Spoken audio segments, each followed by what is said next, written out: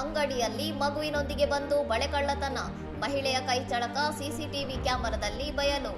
ಅಂಗಡಿಯಲ್ಲಿ ಉಳಿದ ಮಹಿಳೆಯರು ಮತ್ತು ಮಾಲೀಕರು ಮಾತಿನಲ್ಲಿ ಮಗ್ನರಾಗಿದ್ದಾಗ ಮಗುವಿನೊಂದಿಗೆ ಬಂದ ಮಹಿಳೆ ಯಾರೂ ಗಮನಿಸುತ್ತಿಲ್ಲ ಎಂದು ಖಚಿತಪಡಿಸಿಕೊಂಡು ನಿಧಾನವಾಗಿ ಬಳೆಯನ್ನು ಕದ್ದಿದ್ದಾಳೆ. ತಾನು ಮಾಡುತ್ತಿರುವ ಕೃತ್ಯ ಯಾರಿಗೂ ತಿಳಿಯುವುದಿಲ್ಲ ಎಂದು ಮಹಿಳೆ ಭಾವಿಸಿದ್ದರೂ ಅಂಗಡಿಯಲ್ಲಿದ್ದ ಸಿಸಿಟಿವಿ ಕ್ಯಾಮೆರಾ ಆಕೆಯ ಪ್ರತಿಯೊಂದು ನಡೆಯನ್ನು ಸೆರೆ ಹಿಡಿದಿದೆ. ಈ ಆಘಾತಕಾರಿ ವಿಡಿಯೋವನ್ನು ಎಕ್ಸ್ ಪ್ಲಾಟ್ಫಾರ್ಮ್ನ @ಕಲೇಶ್ ಎಂಬ ಖಾತೆಯಲ್ಲಿ ಪೋಸ್ಟ್ ಮಾಡಲಾಗಿದ್ದು, ಈಗಾಗಲೇ ಸಾವಿರಾರು ಜನರು ಇದನ್ನು ವೀಕ್ಷಿಸಿದ್ದಾರೆ.